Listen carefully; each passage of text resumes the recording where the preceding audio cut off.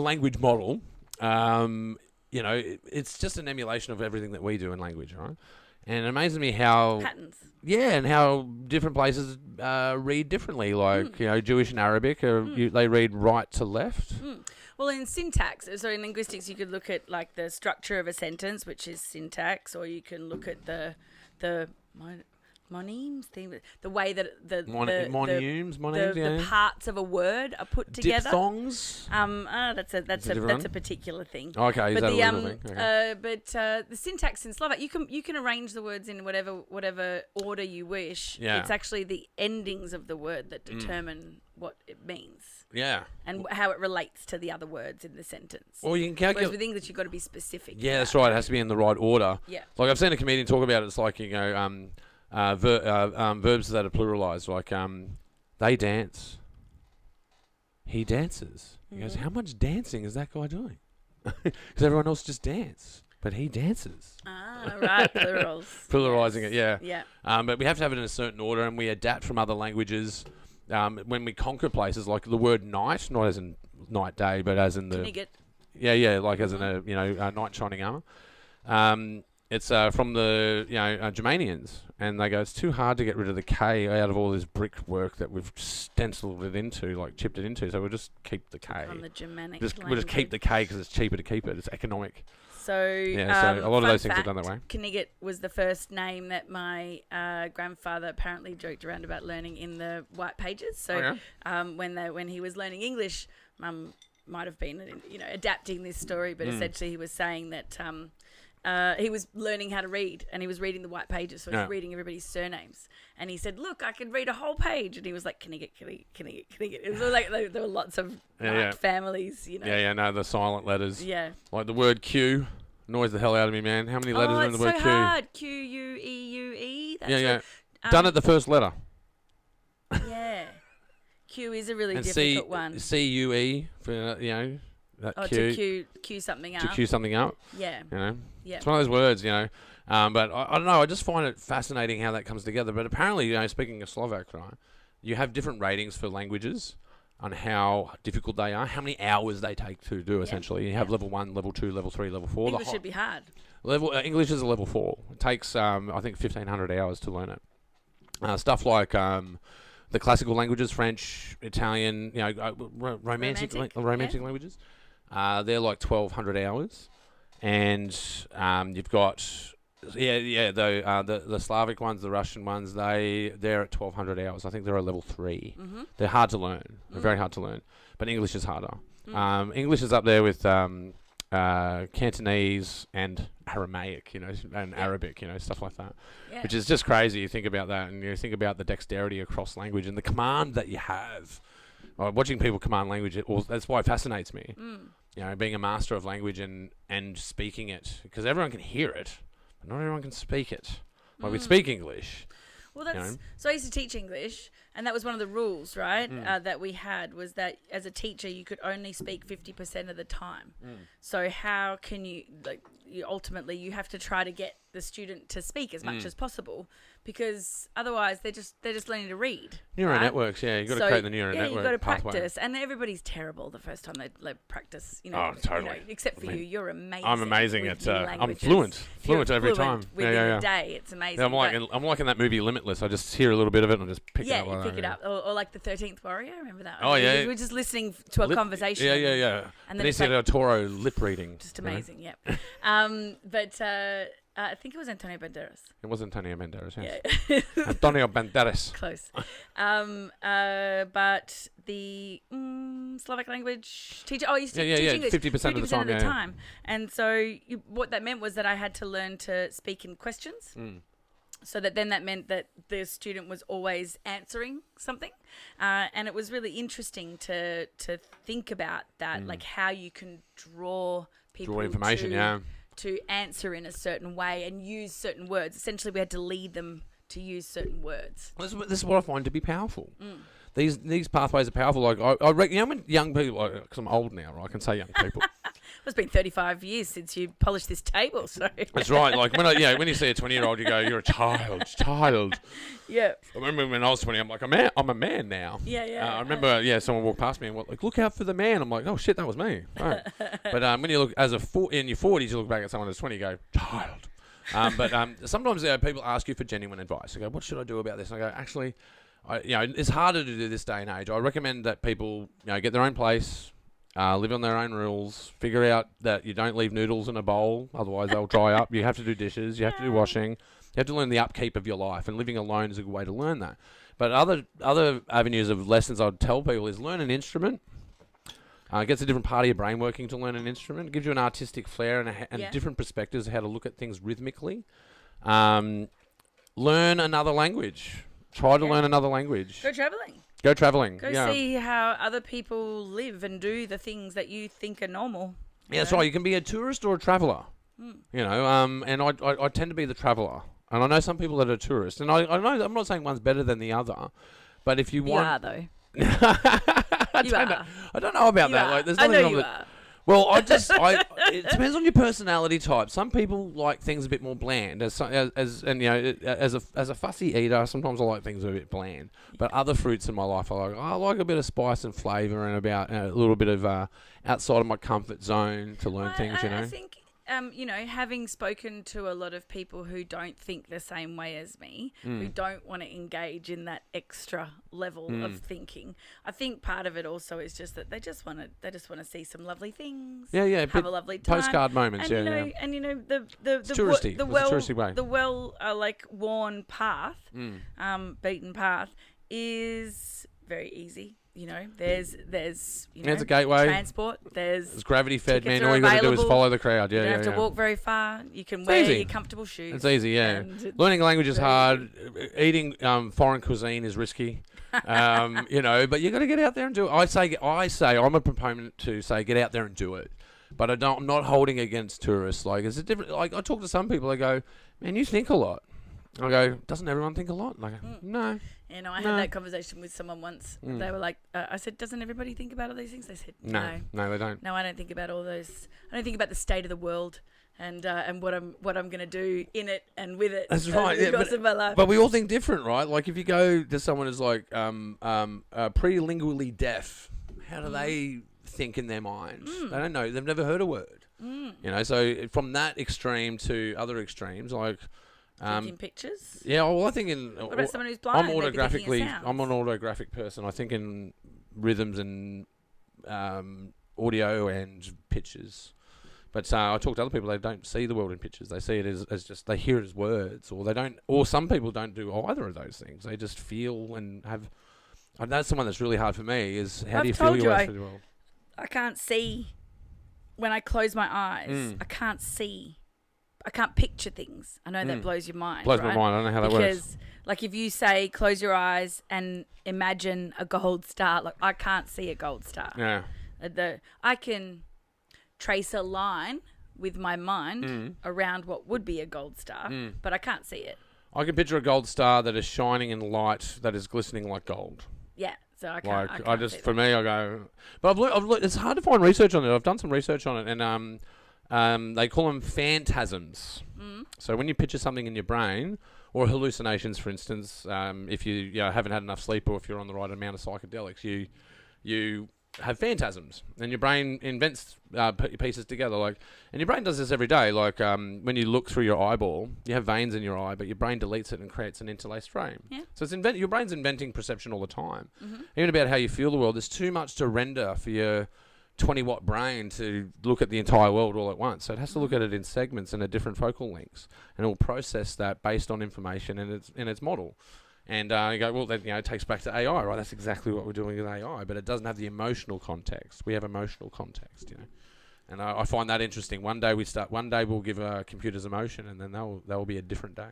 So what you're saying is that our visual understanding of patterns and what we're seeing, we are parsing that information and reading it ahead of and assuming what's the patterns predictive of text, what, but predictive of what's gonna situations, happen in the same way that those language models. Yeah, I suppose so. Yeah, articles and indefinite articles. There's things that are certain, there's things that are uncertain, and there's sometimes certainty and uncertainty, and sometimes there's certainty and certainty, and then there's what you don't know.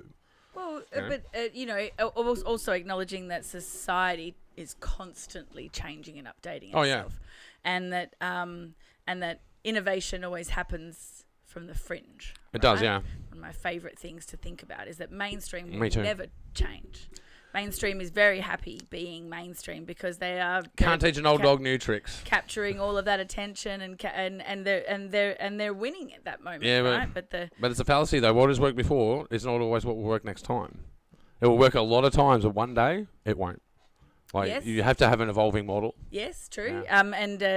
And somebody's got to tell you about that change being required. And so that fringe has somebody has to innovate, and then others have to notice that it's worthwhile maybe thinking in that way, in this different way. And then it gets all sorted out, and then the greedy hijack it all. That's right, and consumed. And Let's weaponize it. Yeah, and then everybody turns around and says, "Oh, I don't want to do that anymore because that's not cool anymore because everybody's doing it." So then we got to try something else. Yeah. Like if you're on Facebook, you're hanging out with your grandparents these days. You know, but it used to be parents, but now it's your grandparents. You know. Yeah. Oh, time is flowing. Like I can't do TikTok though. I try to get on there. I'm not a TikTok person. It is me neither. But what's the difference between an Instagram scroll and a TikTok scroll? Really? The dancing. No, the dancing. See, this is stigmatism, though. It's not as. I think it's actually about age groups. It's not a stigma. It is, because we always say people are dancing on it. It's this useful thing that we go, all these crazy kids over here doing this crazy thing. And that's what I think it is. I think it's that we hang out on Instagram and Facebook because our age is more suited for those spaces. Like, totally. Yeah, I don't go to nightclubs because there's too many young people there and it's too loud and I get a bit frightened. You know, I don't belong there. Were you ever a nightclub person? Totally. Yeah. Yeah. I love to dance, love to go out and make a fool of myself. I love to go talk to people, meet people. Sometimes find a perch, be quiet. Sometimes be loud and rambunctious amongst the crowd. You know, love nightclubbing. But there was a point where you just go. Just don't go nightclubbing anymore. You know, it's actually a novel thing. Like, if you were around young people who go, going to a nightclub, you're like, okay. Good luck to you. This will be fun. I'll stay home. Yeah. I'll see you on the other side. Yeah. Irish exit. Like, where did he go? Like, that's a bit loud. Yeah. I don't want to hang over tomorrow. It will last for 3 days of going to a nightclub. I'm still curious. I'm still nightclub curious. I wonder if I'd still like to. I'd like the other day to go in and see what they're like these days, how people are interacting. I mean, I used to work in nightclubs, so I loved that world. Yeah. And so I would love to see it. But I saw, I grew up in Perth, obviously, and so we worked in nightclubs in Fremantle. And I saw on the news the other day, one of the biggest clubs in Freo Metropolis was hosting the pub choir. So it was full of people like singing. And I was like, oh, wow, that wouldn't have happened back in the day. No way. Everyone would be too cool for school for that. Yeah. Even just like I was talking to someone today about, we were talking about when we were younger and how we were more fit. You know, because we were talking about the appeal of a dad bod. You know, you got to be a little bit muscular, but a little bit, a little bit of meat on you, because then you want to be obtainable, but someone that's wholesome but strong, right? You know, to be appealing to the opposite sex. You know, and I was talking with someone today, and we were like, when we were younger, like I remember I was cut and I was fucking strong. There's no photos of it. There's no photos of me being fit because we didn't take photos of ourselves. In fact, if you were taking photos of yourselves with a disposable camera in the mirror, you'd be like, mate, you got tickets on yourself. What are you doing? You're wasting film. Yeah. It's a waste. Like, you'd wait for a social situation to take a photograph. You know, that famous, like, everyone just get in, all right, tuck in. Very rare to get those instructions. You pretty much have to be at a wedding to get those instructions now. But before, those instructions were commonplace in front of a beach, in front of a sign, in front of a shop, you know. We just don't do that anymore. But you can find pictures of people's meals now, so it's a different world. Like, and the world that we grew up in is not the world that we're in now, and the world that the young people are growing up in now is not the world that they're going to.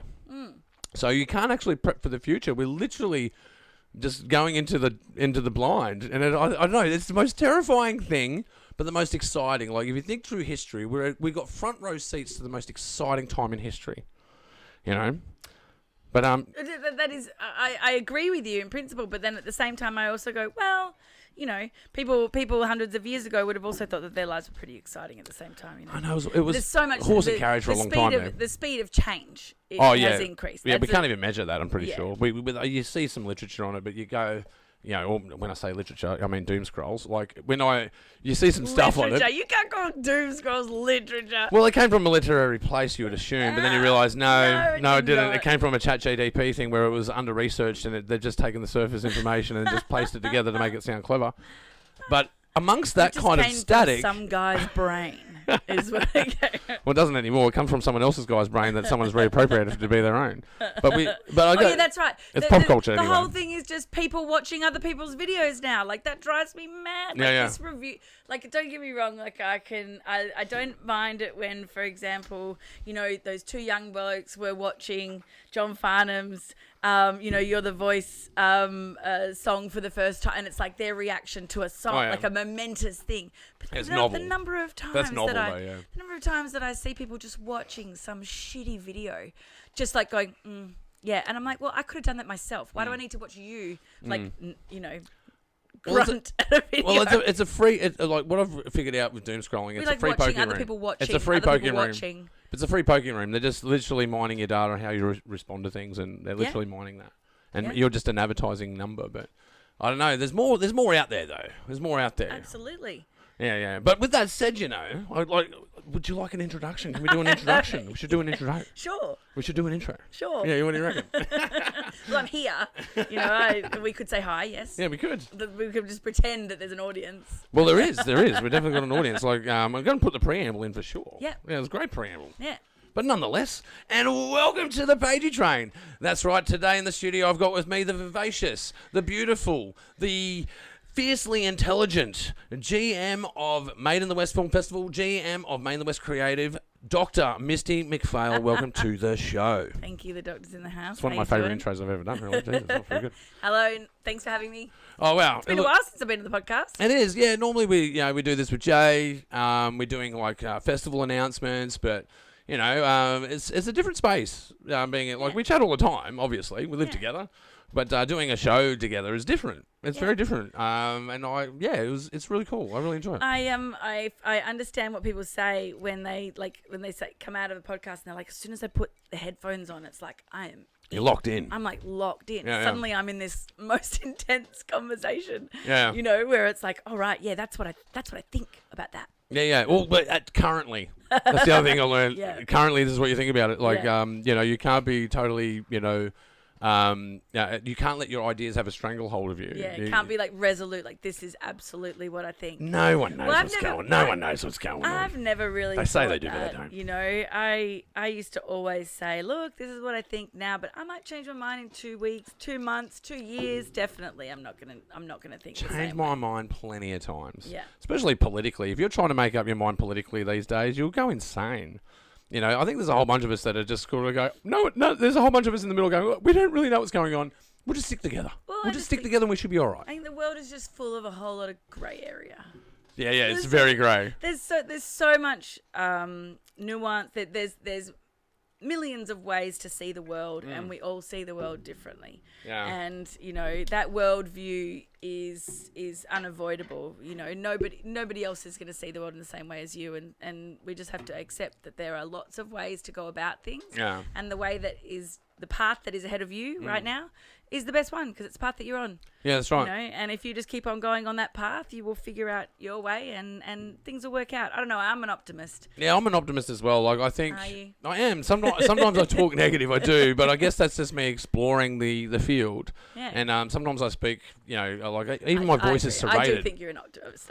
I know, but like I do have a serrated voice, and I do have a way of cutting through. You know, and sometimes when I make points, people go, "Oh, that was really fierce," and he's really got a point there. I go, in my mind, I go, actually, I'm just exploring that idea. I don't actually know.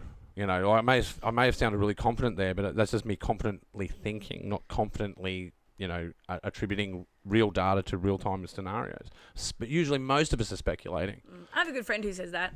She's like, you can get through any situation with a confident guess. People will be like, "Oh, right, she knows what she's talking about." Yeah, and a model number. Yeah, it's a or and a vest and a clipboard. Yeah, no, it's a TO490. That's what you're missing. Right. You need a TO490, and they're low in supply at the moment. Yeah. But if look, I know a friend who knows a friend. Let me make some calls for you, and I can get it sorted out. Right. So like it's easy to blast through, but that fake it till you make it sort of scenario. That's true in a little bit of a way, but ultimately, it's about hanging around, keep doing it. Do you think those times have changed? Totally. Like the fake it till you make it era? Yeah, no. Just be it. Start being it. It doesn't matter that you're small doing it. Because everyone wants to be the Arnold Schwarzenegger, so what you're saying is rather than faking something that you're not, just be authentically just be new humble. at it. Yeah, just be humble where you are. Yeah, right. Well, we were like, happy anniversary, by the way. Thank you. We were at the we did a spa today, and we were talking to that young lady behind the counter there, and thinking about doing sports journalism. I think it was a very honest conversation, but at the same time, it was very inspiring. You go, well, this is how I would tackle that by going through the front door. You're with 1,000 people that are knocking on the same door and no one's answering it anyway because they've already given the job away. There are no jobs. Yeah, everybody's very happy in their jobs. They're not going anywhere. Yeah, create your employment. Yeah. If you want to work in those kind of fields where you're making films, being an author, writing music, painting pictures, whatever it is. Your own door. You have to create your own house and your own door, You have to, you not have to, but I think it's in this space now we have YouTube, which is your own TV channel. You've got Facebook, which is your own newspaper. You've got Instagram, which is your own, public photo album that has moving pictures in it. But that's just the people who want to be on screen, right? That's one point. way of interpreting that, like make your own door. Another way of interpreting it is, put yourself out there, go and meet people, go and tell people about what you want to do. If you keep your dreams to yourself, then nobody else is going to help you get there. You pretty much just hold on to the same dream forever. Yeah. You have to tell people what you want, so that then that causes the chain reaction of when I've always thought that if I say what it is that I want, then somewhere down the track, it'll come about, if that opportunity comes about and someone I know hears of it, they'll send me the message and go, "Hey, Misty, there's that thing that you wanted to do." Yeah, I think more goes into it. I think you're right, but I have the same view, but with other bits of salt in there. Like I think by manifest, people say manifest it, picture it, and it'll show up. And you go, well, obviously that's not true on its own. You don't just have to picture something; you have to take action in order to start making it happen. But I think it's a good start by vocalizing what you're doing, saying it, putting it out there in the universe, going, this is what I want to do, actually. I don't know how I'm going to go about it, but you know what? I'm going to start somewhere. And I think that's where we're at now. It's not about fake it till you make it. It's about, it doesn't matter that I'm going to start my own little YouTube channel and be my own, announcer or someone that's into, being a botanist looking at flowers, or, whether it's someone who's just learning how to paint, whatever it is, right? Whatever your forte. I think if you just go out there and start it, I think that's the start. The hardest part of a 1,000-kilometre walk is it's the first step, right? But as soon as you start walking, you're walking, man. Well, action creates momentum, right? Yeah. And momentum is much easier than and words motivation. Create action. Yeah. You vocalize and we know that through, the work that we do at Made in the West, right? Ultimately, Western Sydney film scene. we start the season by going, what do we want? And we put a whole bunch of things into action, and then 3 months later we're like, oh shit, we're doing all this stuff, and suddenly we've got to do it because we've started this That's process, right. I remember there's points where we talk about the Western Sydney film scene, right? And you realise that it's, yes, we're fueling that, but it is there, right? We talked about it in so many different ways, but when I really reflect on it, I realise that most of the things that you're trying to manifest already exist. The only problem that you have is connecting the dots, bringing it together. Pure potential, right? Yeah, that's right. And that's what I'm getting at. Yeah. Unless you name it, then people don't see it. And if you name it, then they go, oh yeah, there is something, right? Yeah. If you don't identify it, then it's like you could very easily go without seeing. That's what I mean. Yeah, by vocalizing it, by putting it out there. Yeah. Now it's starting to solidify. Yeah. But it already existed before that. You can speculate the meaning of that. Yeah. Was it there before or not? It was a little disjointed. It was there though. It was the connection between our community wasn't necessarily there before Made in the West started. But what we did was we brought those people together and highlighted that there are all these people who are close to you. They're within 10 kilometres of you, like 20 kilometres. They're very close to you. You just don't realise it. You know, there are people across there are hundreds of people across Western Sydney who are creatives, who want to do stuff. You just don't realise that they're down the road. You know, it's about the connection, social connection, the network, social network that we've built. That's actually what has brought that collaboration and that connection amongst the community. Yeah, I think there's something to be said for creating the wave and surfing the wave. You know, we're creating the wave and surfing it. So the energy is there to pick up. But if you add a bit more energy to it, it's becoming bigger. And the thing that I've been really excited about lately, everyone's participating in it. And now it's getting momentum that we can't even really keep up with. We can't see it. Now that wave is splitting off in multiple directions. It's going everywhere. There are people taking on their own communities, their own projects that are going far. It's fantastic to see. Yeah, no, it's absolutely mind-blowing from where we started, which was from very humble, very innocent beginnings, you know. Just wanted to show some of our work and our friends' work, you know. Realising, you know, it's boring just showing one movie. You want to show a few. And it's a good way to get bums on seats and go, oh, maybe we should hand out awards for this as well, you know. I remember I had a fantasy where I wanted to call it the Westies. Like, I got a Westie. Yeah. But, you know, now we just call it, it's sort of adapted into the glassware. I've got some glassware at Made in the West, you know. Well, that has a bit more class to it. What's cool, though, is I know that you wanted to call those awards the Westies. It was too soon.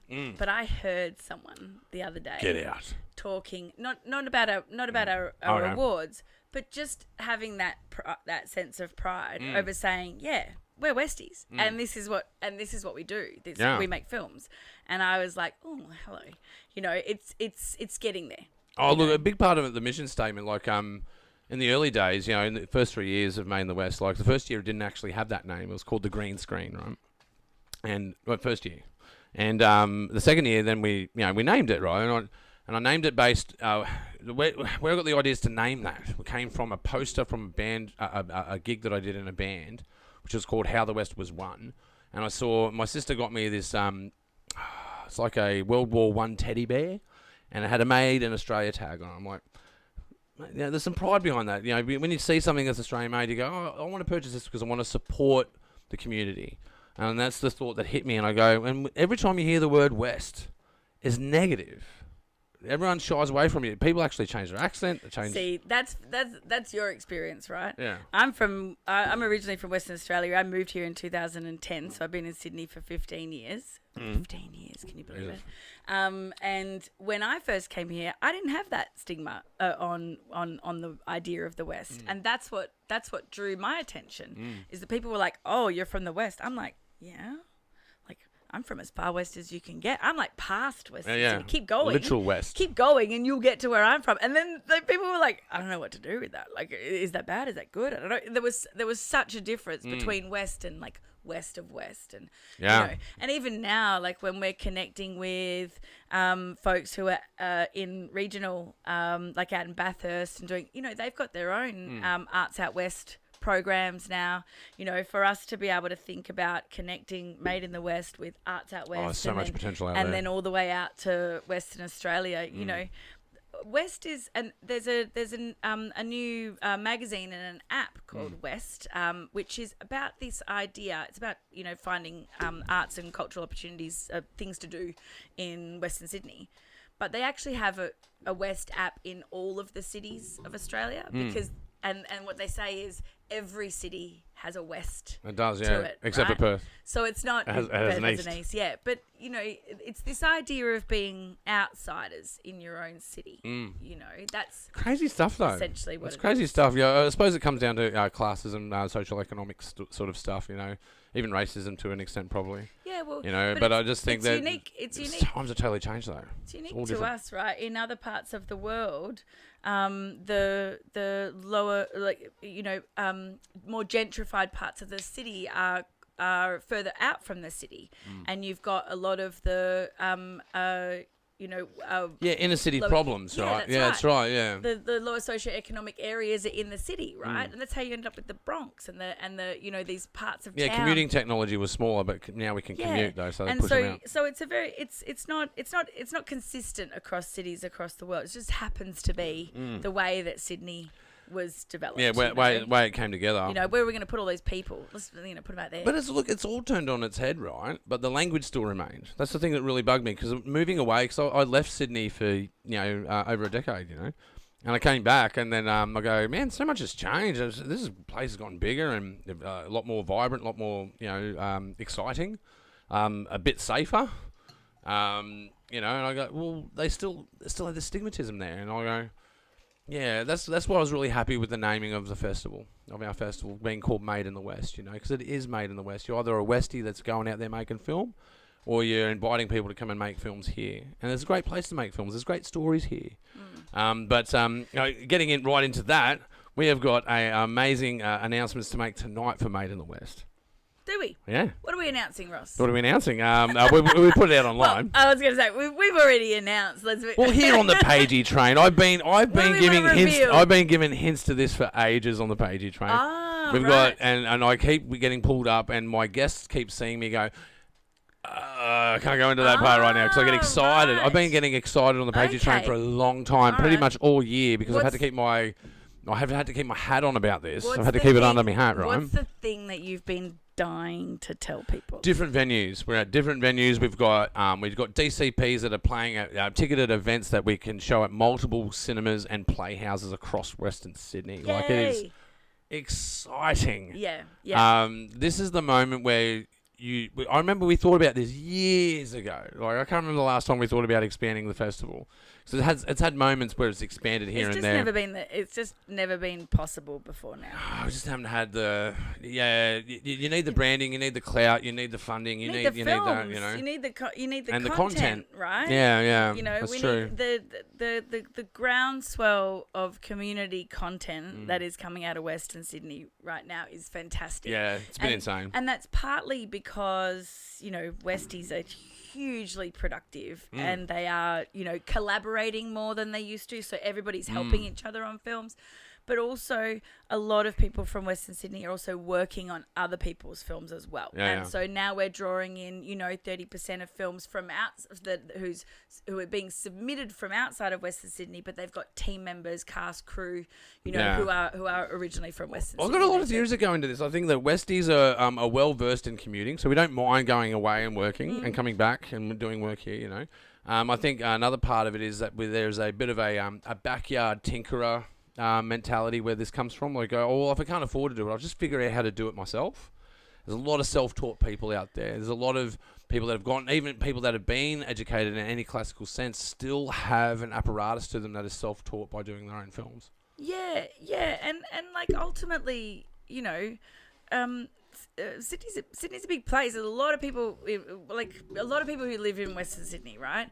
And our access to cultural infrastructure here, opportunities. There are far less opportunities here.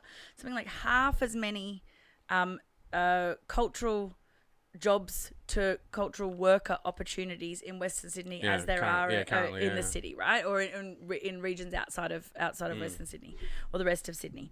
And so, there isn't necessarily that opportunity to be able to get educated in this space, work in local films, studios, theatres, all that sort of thing. And so you kind of have to do it yourself. And I think that was at one point a real burden. But what I think is great is that what's come of that, 10 years later, 20 years later, I mean, Western Sydney's been producing for, decades. What's come of that is that you've got an extremely resilient and innovative, creative community who are capable of, everybody's a slashy. They're doing lots of different roles themselves. They're happy to tuck in, get things done. In the same way, I think that international film makers would say that Australians are really, willing to put in the hard yards. I think that in comparison to just Australian filmmakers in general, Western Sydney filmmakers are particularly gritty and particularly willing to be able to go the hard yards to be able to get there. And capable of really good content, and that's the other thing is that there's the melting pot that's in Western Sydney. If you look at the multiculturalism that's in Western Sydney, if you look at the expression of freedom across the spectrum is more vast, right? So we've got all of these stories that come out of that melting pot, but because technology has changed, accessibility has changed, the ability to learn, you don't have to go and get a film degree to figure out film. You've literally got a camera in your pocket. Mm-hmm. You can go start learning straight away. As a kid, you can start learning film things and putting them together. Just learning the process of putting stuff together. And then learning the process of how to speak the film language. Like, everyone can listen to film language, but not everyone can speak it. But I can guarantee you, after 3 films of trying to do one, you will learn how to speak it. And it is totally possible. It is accessible. And what I see in Western Sydney is like all of these different chasms, these different pockets of collaboration that are just networking together, making like there's features coming out of Western Sydney now, and I just think there's going to be a lot more to come. Yeah, absolutely. Yeah, absolutely. Well, and why wouldn't there be? Western Sydney, absolutely, as you say, is a melting pot of all of Australia's, best multicultural aspects. Something like 35% of people here in Western Sydney were born overseas. 50% of people here in Western Sydney speak a different language other than English in their home. So what that means is the stories, the connections that they're making, the perspectives that they're bringing to the screen are firstly representative of what modern Australia really actually is about. What's actually occurring out there. But also it's different to anything we've seen, and that's what's cool about it. Our judges tell us every year, our guests, special VIP guests who are maybe from the industry who come to the festival, like just at the end of the night, rave about it. They're like, what an amazing set of films. Haven't seen anything like it before. Every year. And particularly in the last 5-6 years, that Western Sydney filmmakers are raising the bar. We're putting out some of the best work in the country, and I'm, not bashful about saying it. Yeah, absolutely. I've heard people talk. I've heard other filmmakers talk, and they go, and they talk about other festivals, and they'll talk about this festival over here. They go, they'll do this sort of shady stuff over here, and this festival's really good over here, and they really look after you this way. And what I hear about Main in the West talks about is that amongst other festivals that I respect, where I go, they're a really good festival. I go, there's someone to look up to, because there's some out there where you go, oh man, they could look after their artists a little bit better.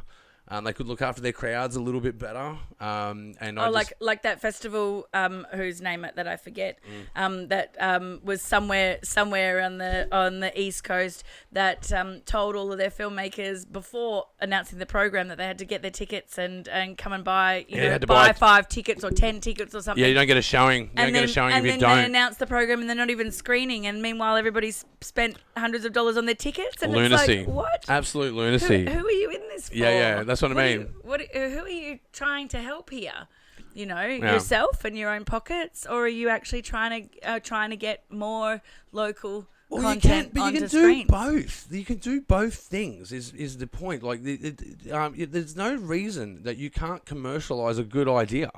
Like, and I think it's a bad idea to be underhanded to steal people's copyrights and extort them into the festival. It should be an invite and an opportunity to succeed. Like, when we reject films, I feel terrible. When we reject films, because even the ones that are close to the mark versus the ones that you go, oh, you're 2 films, or sometimes you can watch a filmmaker and you go, I reckon that person's 2 films away from getting in, and sometimes you got to bite your tongue, so you don't want to give that kind of advice, because it's not wise to give that kind of advice, because you don't want to create biases and this sort of thing. You want it to be an asystematic processed. You don't want it. You want an it. organic process for them. Yeah, like, an authentic process. And it's their own journey, right? Ultimately, Totally. like, it's not up to you or me to tell them that they need to do more. But like, I see the hard work. I see the hard work that they've done. Yeah. I go, oh man, you're driving an 8-cylinder car and you just missed out on 2 cylinders. The rest of it's working, but you're just shy here. Yeah, and you're totally. like, oh bro, or you just go, Yo, oh man. sis. Yo, sis. 50% female 50%, filmmakers right. in Western Sydney. There is. Well, that's the other thing. If you are on a cruise or on a holiday somewhere and you run into someone from Australia, there's a 1 in 10 chance that they're from Western Sydney. Because 10% of Australia's population is in this region. Yep. It's a massive place. It's Yep. huge, especially in the scale of Australia. Maybe not in the size of the world and other scenarios like that in population size. But if you look across Australia, man, like there's over 2 million people that live here. Yeah. It's huge. Yeah, and it's expected to take 2/3 of the population as it comes in the next 10 years as well. So it's only going to grow. Yeah. It's only going to need more opportunity to be able to connect and showcase. It's unstoppable. Yeah. If you ask me, it's unstoppable, and I'm just really privileged and really stoked to be along for that ride. To catch that wave and be a part of that, and to invite other people to be part of it. You lit a spark, 14 years ago. Yeah. And who knew that Didn't we even would know I was be doing here that. 14 years later? Yeah, just look, change our lives. Honestly, just trying to be a good Samaritan, really. That's all it was. It's just going, oh, look, man, this is not just about me.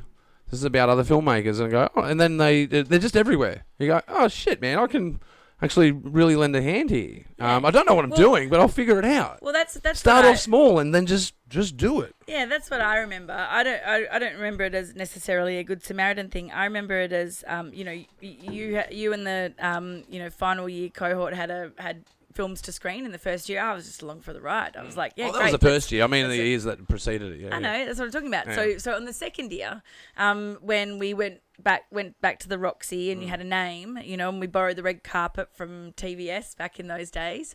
My part of the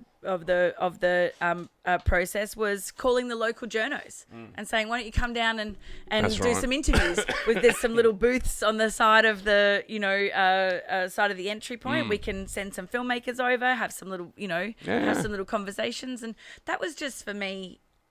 It was just a bit of fun. Yeah. Really, I was like, let's see if we can get in the paper. Yeah, that's right. Yeah. Back when the local papers actually. Yeah, when you actually picked up a paper. Covered things. That's how old the vessel's gone. Jeez.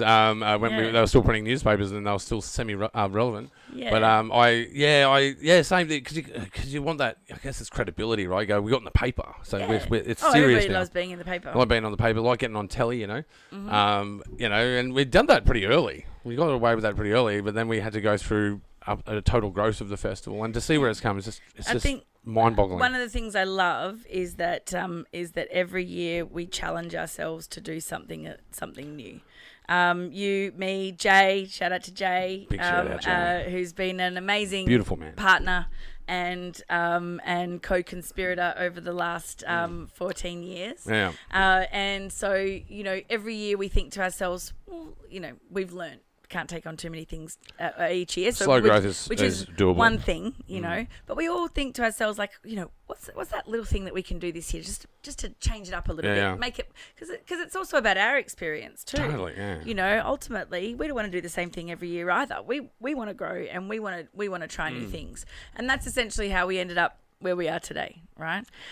With this amazing program, we've gone from. Usually we have maybe 15 films in a single night festival event. And this year we've got 36 films, over double the number of films. We still have our opening night event, but now we've put the word out to organisations across Western Sydney and they've all picked up our mini marathons. And so we've got the mega movie marathon that runs all summer long, and then now we're actually screening these, I'm calling them mini marathons. They're 90 minutes, very bite-sized for Made in the West, considering but feature-length shows that are they're all short films. Yeah. 6, 7, 10 short films at a time, nice and manageable. And screening in Liverpool at Event Cinemas, Campbelltown, your hometown, and I can't believe that we're playing at Campbelltown Arts Centre. Even playing at Liverpool. Liverpool's amazing for me. That's where I saw most of the movies movies that I saw as a teenager was at Liverpool. Yeah. Liverpool's our home cinema, right? It has been since 2018. Yeah, it's our longest running venue. And Chris, Tioni, and the team at Liverpool have been absolutely amazing. To give us that green light to essentially, syndicate our content across cinemas and be able to curate 8 different marathon sets. Oh, but crazy sets as well. Across the summer. It's amazing. Yeah, but they let us do crazy sets, right? Like, we really take it up to the line. Like, we've had some, really racy stuff to some real ultra-violent sort of stuff. But, but don't get me wrong, middle bandwidth there, a lot of documentaries, a lot of, drama, make you think sort of stuff. Some of the comedies that we've gone have just been absolute, Tell me, what are you most excited about this year's program? Oh, it's a hard one for this year. I know. It's not hard at all. Come on. You love action. You are an action guy. Okay, well, look, I can certainly say this. Through chasing films, look, when I was because in the young years of Made in the West, I'd push for a lot of content from people. Like, I was a bit pushy. I don't have to be so pushy anymore because everyone's just doing it. Some people would be close to finishing their film. I'll go, you've got to finish your film. You've got to get into the festival. And they go, I don't know if I'll make it. Like, you'll make it. You can make it, man. Yeah. I'd have to do that sort of stuff. And then when I'd have those conversations with people, I'd always be gearing towards action, gun violence, action, extremes, practical effects in films. That's what I'd be pushing people towards with my own bias, because that's what I wanted. But after a time, we'd get a lot of different genre films, and I realised that it's a garden variety of genres made in the West, right? Totally. So you don't want to suppress anything. Yeah, we want to encourage everything. Stories, actually, you want to. Yeah, we want stories, and then it was like, we want technically music put together videos, we've had different sort of lines of thinking over the years. Documentary, we're trying to encourage, But I feel like this is your year. I must say, after doing those kind of pushes to get those kind of films, and then doing it like 5 years and forgetting about it, and then to show up now. Yeah, I'm pretty excited. You are. These films are amazing. Yeah. They are amazing. Look, because we've got different categories, right? We've got showings that are happening at Liverpool, Bankstown, Campbelltown, Parramatta, even Penrith, right? So, have we got the genres here? The Locked and Loaded, I'm going by memory. Locked and Loaded is the one that you're particularly excited Locked and Loaded, about. that's right. I know. I know that's playing on Sunday, the 14th of December. Yeah. So we got a double screening on the 7th and a double screening on the 14th. So this is at Liverpool, At Liverpool, that's right. So 2 p.m. is Locked and Loaded and 4 p.m. is Thrills and Chills, Amazingly done. Which is just going to be a great day. We're gonna catch up with everybody in the middle, have some drinks and chat films and stuff like that. So I think this year for me. So talking about action films and the Locked and Loaded playlist, and what's playing at the opening night, right? There are films in there where I could see that people are very good at doing stunts, and they've clearly been doing this for a while. It's not their first film. And there's other ones that I see out there where I go, oh man, this is their first beginnings of making film. And you can see these different cohorts that are doing similar films, but they're just at a different stage of their career. And all of them are in the bandwidth of being good. And some of them pierce into being excellent international films, right? And there's so much of that this year. We always every year we say every year, it gets better and better every year, and that's true. It's true. But this year is fucking ridiculous. Yeah. How good it is this year. There's so much international standard films in here. They will go out and get screenings all over the fucking world. Yeah. No doubt in my mind. And many of them already are. That's the great thing is, in the last 2 weeks since as we've been promoting the program, telling everybody who about nominations, things like that. We've been following these filmmakers as well, and it's great to see that they're screening internationally at the same time as they're screening here in Western Sydney, and they've always got a soft spot for home. I know, and I love that. I love that they chuck will a party, all say, mate, and they they love that party. That we It's a do good party. throw a good party, but also that it's meaningful. But, you know, being able to screen in your hometown, being able to show friends, family. A packed cinema with over 300 people watching your film. Yeah. Sounds like a good idea to me. Yeah, absolutely. I mean, our opening night is, you know. It's ridiculous. It's great. It's gotten ridiculous. Yeah. It's amazing. I mean that in the best sense. Like, red carpet, you're going to get, like, paparazzi'd on the way through. Then you're going to get, filmmakers are going to get an interview, and you haven't even got to the cinema yet. Totally. You're in the cinema, and then all of a sudden you're seeing trailers for features, and then, bang, film after film, curated in a way that you go, wow, this is intense. It's good fun. And then, we vote. We got awards. Yeah, and you got all the audience watching the films. You got the filmmakers watching the audience, and then me watching the filmmakers. Yeah.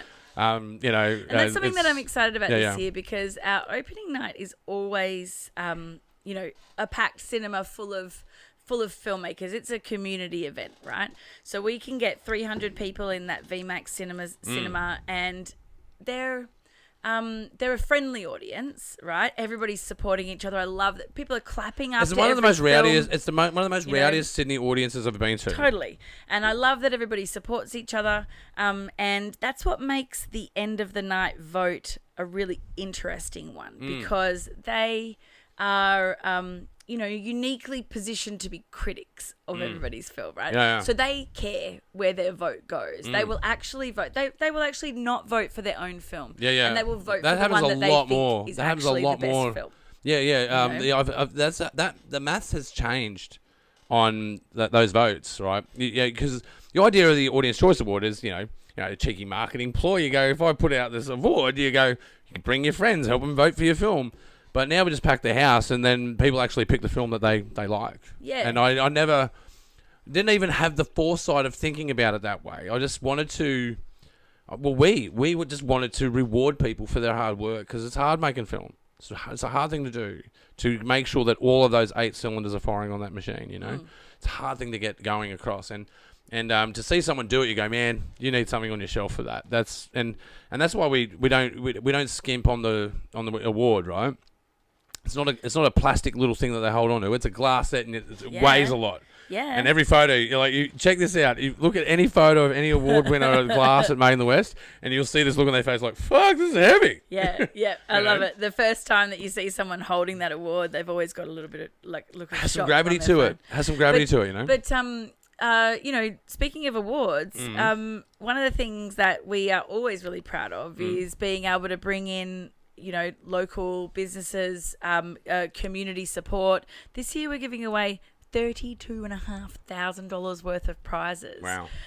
We have all of the guilds on board. We've got, the Australian Production Design Guild, the Australian Screen Composers Guild, the Writers Guild, the Screen Producers Australia's on board. We've got the editors, Australian Screen Editors. Yeah, that's one.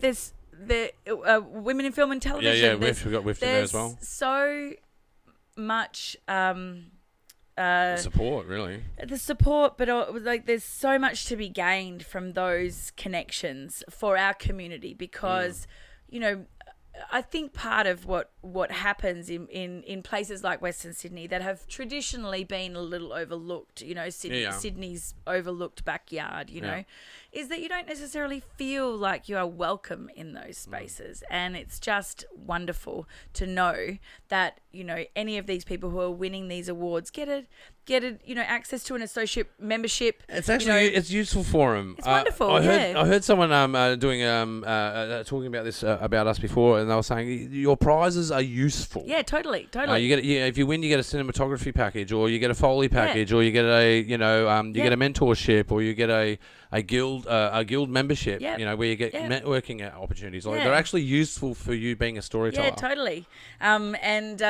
We've got DOP packages. Sydney Props is on board. They've been with us for 8 years now. We've got Sydney Props have been in there to the very beginning, man. 8 years ago, before Event Cinemas. To be able to shoot. We've got Million Masters on board. They're like mastering that someone's next music video, someone's next short film. We got Luke Walker on as a DOP. Massive shout out, Luke. Holy hell, man. So much help. Cinematography package, There's so much in there.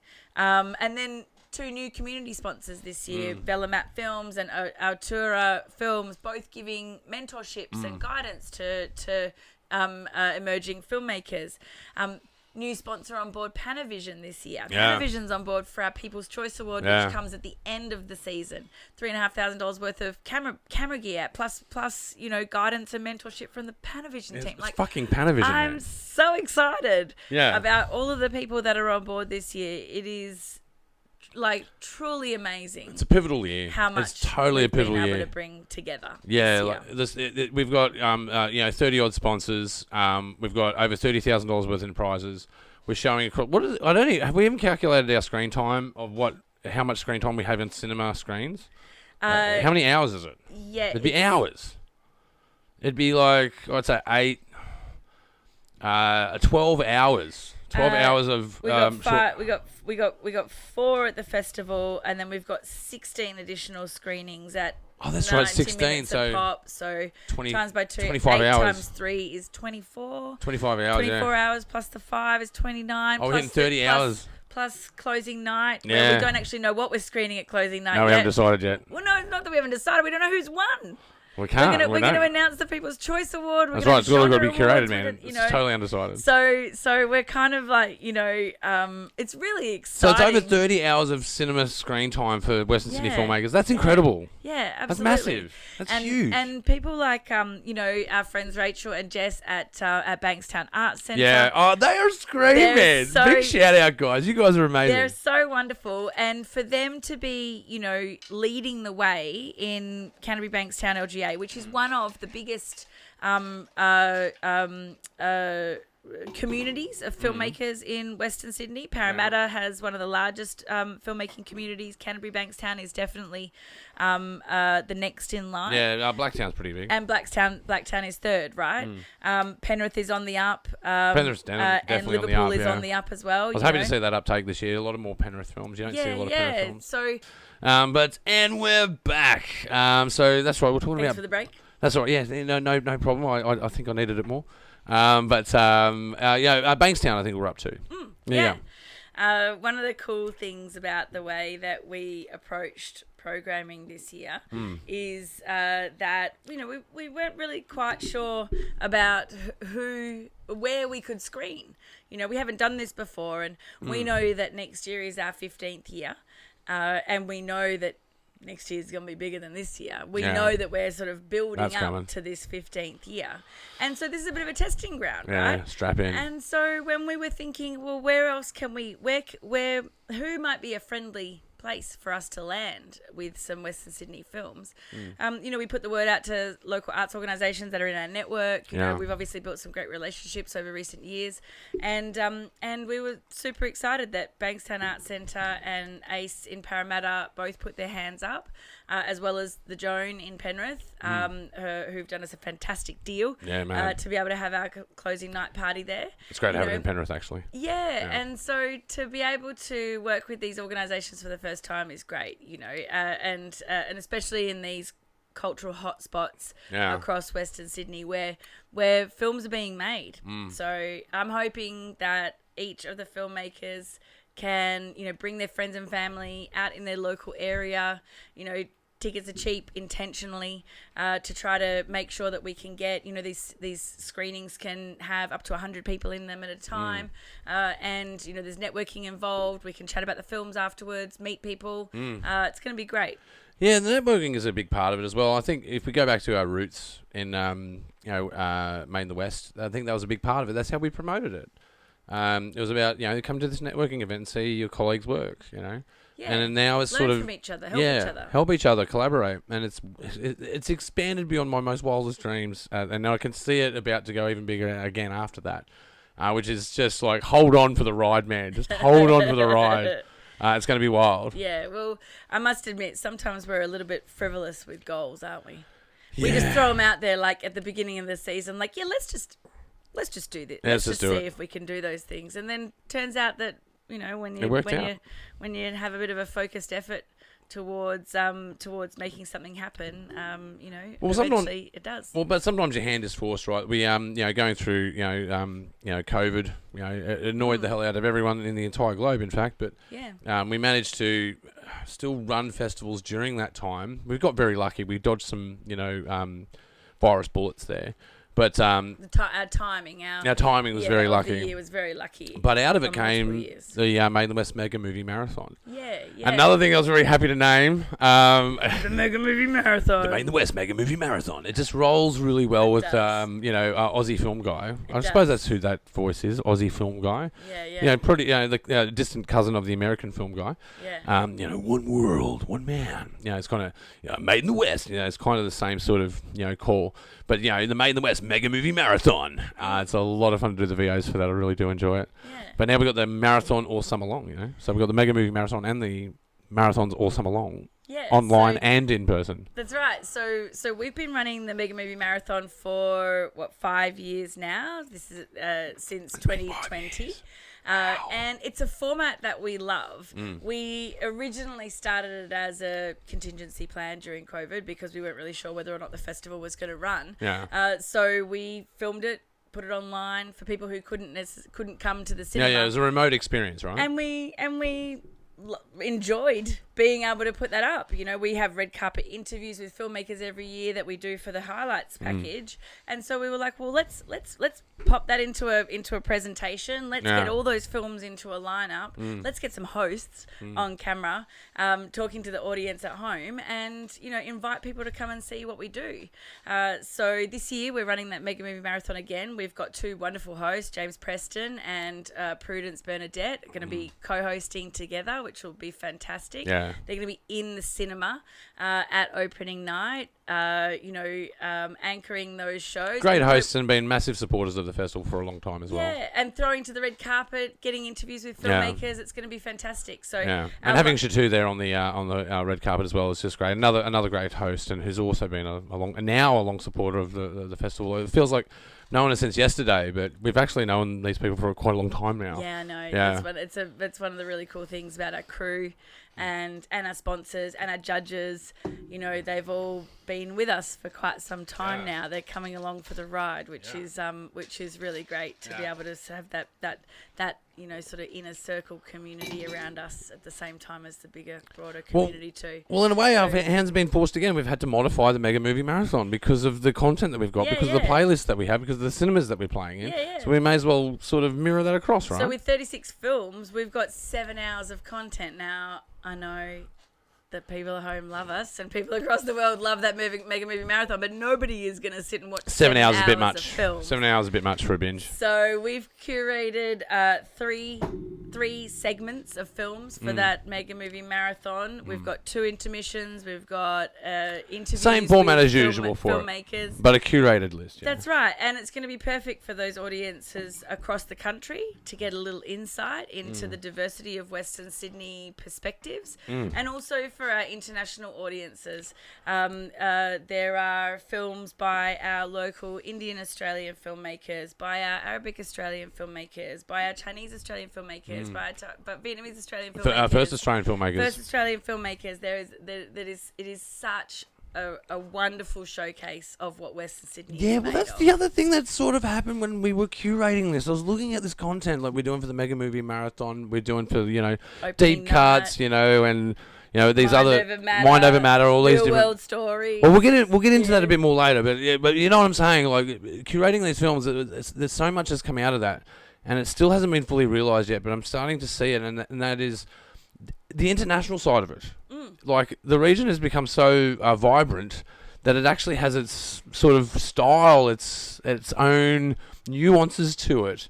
Like I dare say, if you put me in a room and show me a whole bunch of films, I could probably pick out the Western Sydney films, minus an accent, of course. Even if they were silent, I could probably go, yeah, man, that's the same sort of thing. And I just think, that we really are finding voice. What is it about them, do you think, that would be the connection? I don't know. Yeah, no, just an inkling. Like, as I said, like, this year is different. Like, you look at it, you go, man, there's so much international standard in there. But then you look at it as a curated list that you're showing globally. And you sort of go, wow, this is very much a film movement. This is very much a film revolution. This is, in fact, in a way, a bit of a renaissance in filmmaking and voice for Australia. I could see the potential in that putting Western Sydney on the map. Just that one thing. There's so many things out there that can do these sort of things. But that, I go, wow, that's profound. You mean the Mega Movie Marathon? Yeah, the Mega Movie Marathon and all of the curated lists that go behind it. All of that content. Yeah. You go, man, that has an international place. So what we found that, you know me, I love data. I love seeing the results of what we do and having a look at that. Well, now that we've done 5 years worth of online presentations, we've done almost 15 years of in-person presentations, we can see the patterns in what people like and what different people phases, come to watch. And so we know that our online marathon is being watched by people across the country and across the world, more so than people close to home. Absolutely, yeah. People in Ireland, people in India, people in Germany. There's people everywhere watch this. So that's what made us think, well, what if we could take that long-form marathon and cut it up into parts, curate some shorter sets, and get it closer to home, get it into Bankstown, Parramatta, Liverpool, Campbelltown, Penrith. Like, what if we could actually deliver that in our own hometowns across Western Sydney? And that's how our marathon summer sessions came about. So our marathon summer is the entire 36 films cut up into parts and themed in different experiences. And so I know that process of curating was so much harder than I expected it to be. It was.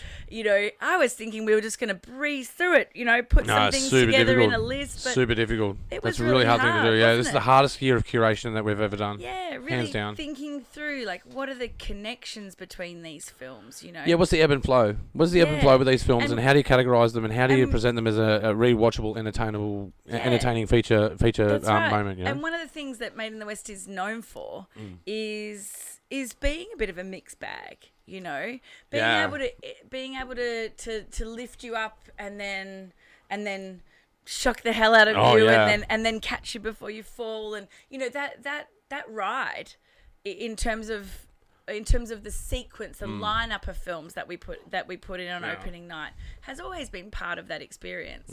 And so even with these marathon summer sets, thinking about which films might go together, and be holistically a really good experience. The most documentaries we've ever gotten, because then there's always this moment where when you're creating this stuff and you go, man, we've only got one documentary. Yeah. And you go, well, they're going to win the best documentary. No, it's a given. It's a given. They're going to win that because they're the only one that's got through to the finals. And you're like, okay. But now, we've got a curated set. We've got a feature-length experience of documentary for you this year. Yeah, real world stories. That's the one? Real world stories. Yeah, if you're a documentary fan, we've got both student and indie documentaries playing hard to tell the difference between the two. Bankstown Arts Centre and Event Cinemas Liverpool, both in February at the tail end of the season. So we're running throughout the summer. Online marathon is going to be there from 1st of December through to the end of February.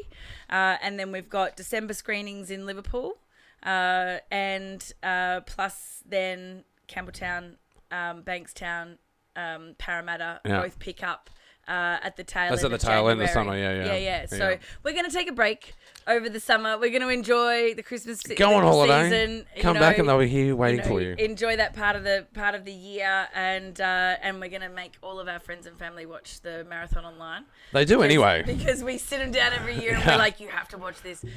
No, we don't. Yeah, we like to say that, but that's not true. They actually are quite enthusiastic about it. They remind you to remind them. When can I get a ticket to this? Yeah, that's true. That's the other thing. Just the amount of response that we get is profound. And don't get me wrong, we have our critics as well. We don't do things perfectly. We don't know everything. For instance, even just doing the Mega Movie Marathon out of having our hand forced, but now the content has forced us to find more a creative way of presenting this content, right? To make sure that films that deserve a warrant to a big screen get it. And now they're getting it. And you go, well, okay, you can't plan that. It's just the way that it evolved. It's what was required. That's where the fear came in, right? Terrifying. Because earlier in the year when we, started watching these films, we were like, these are great, you know. And so we started planning. We're like, well, how can we get more screening opportunities? How can we include more films in this year's program? And over the course of the months, you know, we started gathering additional screening opportunities, you know, 30 additional hours, whatever it is. That's why I've been chopping on the bit on the Pagey Train to announce all of this. You know. But then, you know, 1 week before submissions close, I have to admit, I was a bit nervous. I was like, oh, I hope the films come in, you know, because if we've got all of this this space, then let's hope we've got the content. And, we did go with the trend of the early submissions. People, you know, delivered in droves. It was great. Yeah, but there was an aspect of that because we're getting early submissions and we were like, let's look at these, and we're like, whoa. We've got to change the game. The game's changed, and then there's just too many people that we want to include. It's too much content. Too many films. You can't exclude this content. It's just too good. Yep. And then you go, well, and then you're nervous because then you realise you're waiting for more films to come in, and then as you're watching them come in, you get this type and this type. You go, this one has potential. This one has potential. And then you go, oh my god, this one's amazing. Well, so what are some of the films that in this year's lineup that you think you know are great ones for people to keep an eye out for? No Right Turn. No Right Turn's a great film. Camille Domaradsky. Yeah. Look, I've got opinions. Like I've seen different versions of it. I've got my opinions. I won't voice them here right now, but the guys that are if they're listening to this, they'll know what I mean. I think breathtaking stuff, man. Just well shot, well acted. The same as No Right Turn. Brilliant acting. Well shot, like it's done in black and white at night. Like it's just good. Yeah. Like No Right Turn takes us on a car ride with 3 young blokes from Bankstown, and they are, you know, just going along on their what I assume is their regular Saturday night. Yeah. And they come into a challenge, and it deals with. You know, the assumptions that people make about them. Oh, it's all based on stereotypes. The way their friendship clever has writing. to endure those challenges, and what that means in the end to their, you know, the choices that they make. Yeah. So it's a really impactful film. Yeah. I love Camille's work. He's amazing. He's the writer, cinematographer, editor. He's the director. He's amazing. He's just a rock star, right? Yeah. And you got these rock star types that are out there, but it's the way that's written is very good. And Lanika Den. Lanika is just again. Oi has done amazing work. She's written this screenplay. Insane film, Lanika. Like fucking great, mate. You've done a great job. Very impressive. Sort of documents the tension of a young person's sort of queer decision crossroads at a young age, and the challenges of being young in that world. A lot of complexity, a lot of complex ideas. Exploring. A lot of complex ideas to get across, you know, in a film, and you go, wow, it's just so nuanced and complex, but very entertaining. Yeah, very much so. Yeah. Very much so. There's also Tiger Cop, which is a fantastic film.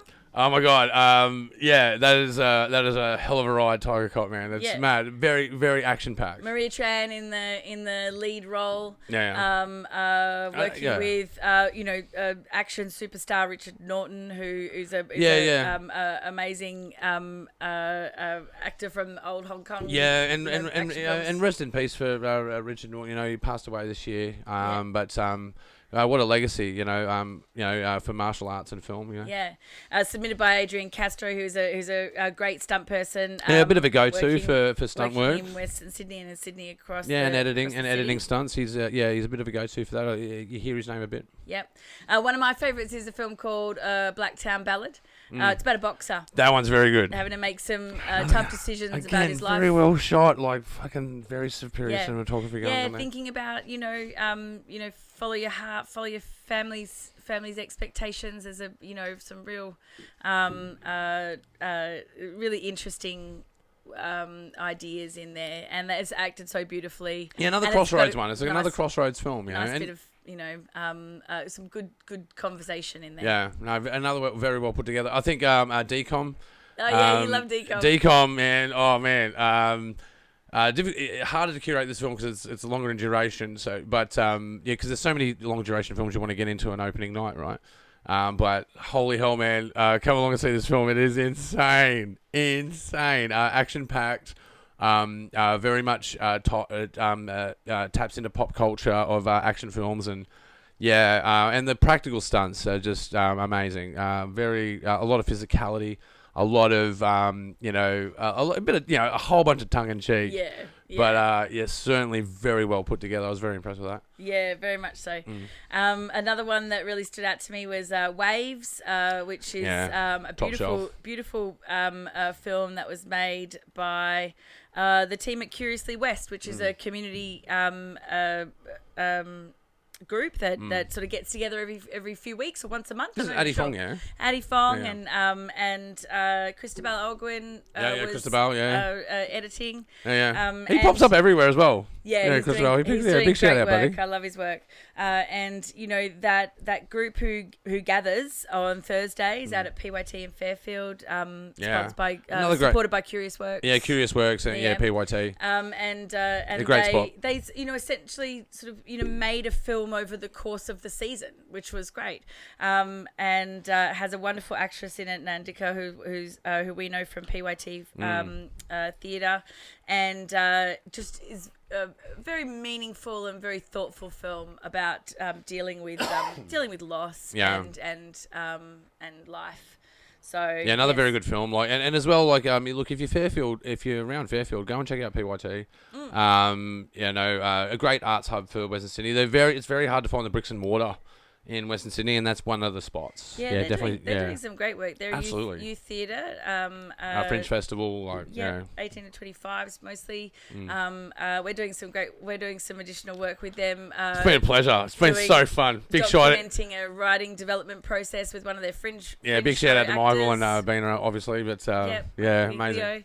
And they're doing last time I was there, they had some West Melbourne dancers, collaborating with Western Sydney dancers. They're doing some big stuff. And they're out at Bradfield. They're leading the STEAM Council out there with the women who they're doing some big stuff. They're definitely a sharp edge of the sword, man. So if you're around that area, go and check it out. If you're looking for Jax and Bina, and Daisy and the team there at PYT Fairfield. They're definitely worth it. Great supporters, Yep. Sorry, I digress. I digress. Well, look, I hopped on there. As well, back to the films though. What I just talked about decom. You talked about Waves. I reckon. What's after that for me? The one you loved was The Colour of Black. Oh, The Colour of Black was very good as well. That was great. They're all very tell good. me why you liked it. That was the daughter who was trying to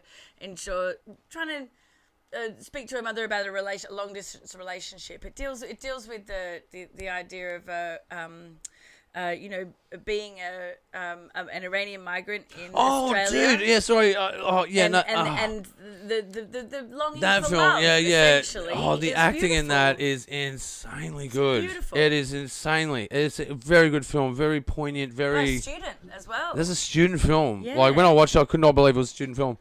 Beautifully shot, and the acting in it is just amazing. You just can't believe what it is. Yeah. No, I can't believe I blanked on this film. That film is amazing. Yeah. Malika Azimi is a up and coming in the community. Clearly, she's doing great. Yeah, no, they're going to be they're going to have contrails behind them, man. They're a rocket going. Yeah, absolutely. And then there's Azadi as well, which was is an intersection of two lives, one girl. It's a contrasting one, yeah. Yeah, it's very contrasted. One girl who's an artist, one guy who's on the streets, and it's like it's highly metaphorical. That's right. They sort of run into each other in their lives. It's exaggerated in a lot of ways, but the messages in it, the subtext is very metaphorical, and it's about life lessons. Yeah. Yeah, very much so. Look, geez, there's so many that are playing on opening night. So I've got the program in front of me. There's Wombo, great thriller. Oh my god. Very man. The thing I like about Wombo, right, is that it's the classic Ozploitation sort of film. It's the bunyip. It's looking for Bigfoot sort of thing, right? But it's a horror. It's done very well. The practical effects again in that you're like, man, that's it's some violent spots in that are not overtly violent, but the through injury and violence you can see oh, that's a bit harsh, man. Then it sort of hits you, go, oh, that's that notion of the wild boar or the or the it's that quintessential Australian horror. It's very much in that lane. Yeah.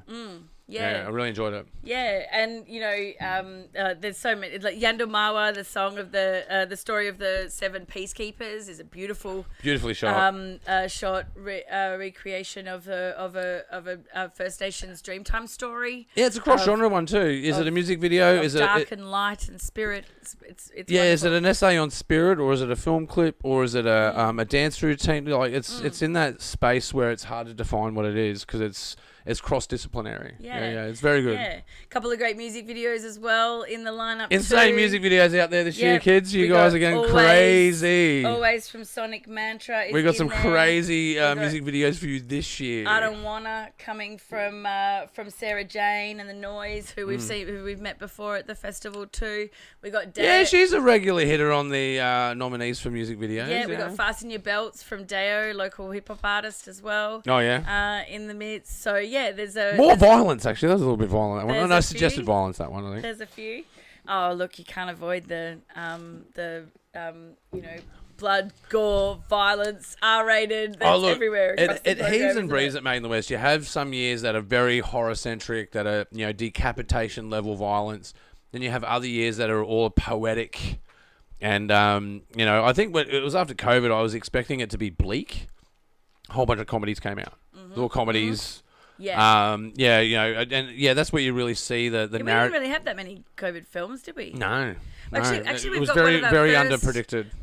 We got that wrong. I totally got that wrong. There's no way we're there's a great documentary called Stone Lines, Liquid Lines, which was made by a local filmmaker, Georgia Planta. Yeah, big shout out. Which is a documentary gone wrong, where she's tried very hard to get this story out of her father. Yeah. And when I say everything's gone wrong, like he's ended up getting COVID throughout, and the title documentary is not the documentary you're watching. That's right. Don't give too much away about it. She was trying to get a story, and it's just so funny. It's wonderful. Hilarious. And that one's one of the ones in the Real World Stories. It's ended up in there with Odd One Out, which is a great piece about. I remember arguing. Design. She was part of calling cards, right? And I remember arguing. She goes, you should shorten that duration. She goes, you haven't seen the film yet. How could you possibly know that? I'm like, I'm telling you, it's easy to curate things that are a bit lower. But I must say, that's the right duration for that film. Yeah, that's right. It was because we were trying to get her to do, 5 to 7? 5 to 7. I think it's landed at 9. It's a 10-minute. Yeah. She's like, trust me, it's funny. Yeah. Oh, and it is. Because we're making Made in the West Creative. We're making a documentary at the moment, and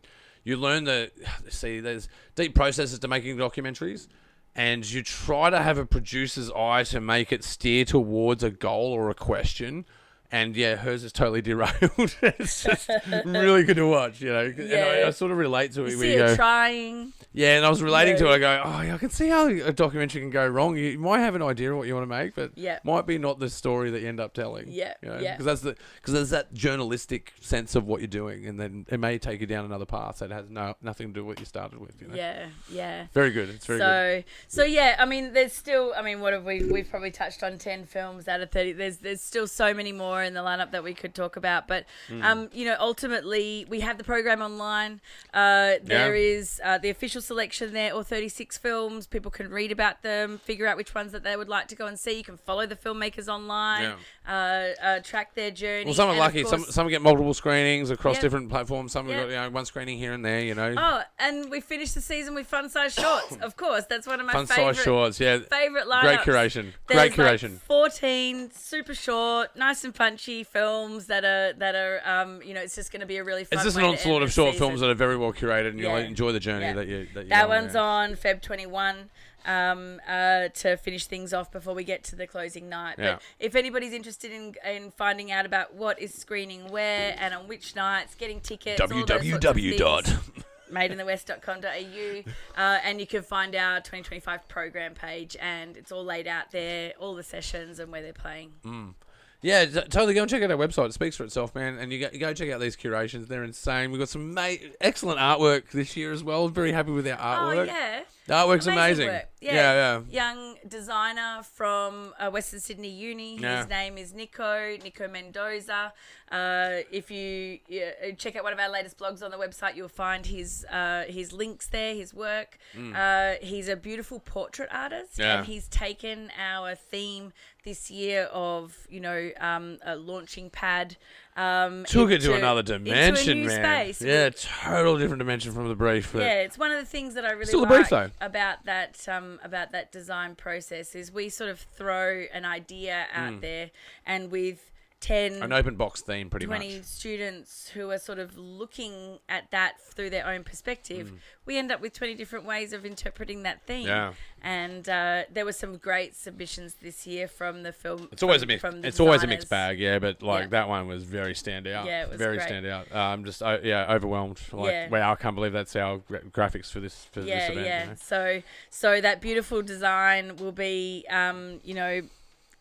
shared across Western Sydney for the whole summer, and online, and we encourage everybody, whether you're coming, no matter which sessions you're coming along to, whether you're screening or not, we encourage everybody tell everybody Western Sydney Films are screening, come along and support, because if this year we can get some bums on seats and people attending, next year we get more screenings. Yeah, that's right. That's totally right. What it's all about. That's totally right. If we get more bums on seats, more support, that means we can do more events. That means more film. That means we get to make more film. Yep. And look, man, if you go out there on the platforms, sure, there's some great binge watchers that are out there, but they're far and few between. If you want to get some authentic local voices, some practical effects, people that are really putting their blood and sweat into these films, and I mean that, blood and sweat are in these films. It's not what you'd see on a streaming service. It's just not. It's totally different. Some of it you go, you can see that, if they had better cameras, they could do this and that and the other. But some of them you look at them and you go, man, I can't believe that these people are doing these films. Western Sydney stories, I always say, are bold. You'll be surprised. Insightful. You'll be totally surprised. It's such an interesting space to be in, the Western Sydney film scene. There are, the diversity of people here. There's over 100 languages spoken here in Western Sydney. It's impossible to not be inspired in this space. It's super exciting, and it's what fuels us every year. I know it's what makes us every year think, what can we do better, and what can we not an easy thing to do, Main the West. It's not an easy thing to do. We've done it on an oily rag. We've done it with funding. We've done it without funding. We've come back from not having funding to having funding. We've gone through such a yo-yo event for just making Made in the West, right? It's not easy to put together, but I tell you, there's always moments where you get stressed and you're like, man, this is hard.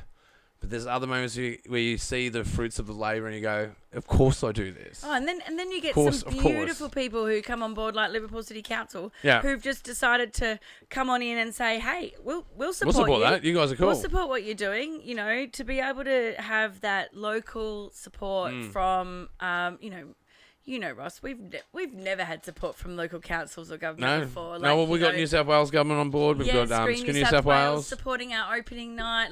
It is wonderful, finally, after 14 years, to have, obviously reached whatever heights we were supposed to have reached. Don't even know where we were supposed to get to, but it's helpful. We've landed. Certainly is great. helpful. And so it does mean that we, so Main the West Creative, what we do, our business, is a social enterprise. We are all about valuing the work of artists, putting money back in artists' hands. That means we pay artists. Absolutely, we pay people. Artists. And the festival has always been a little bit of a it's a total love job. It's a love job. It's a love job. It's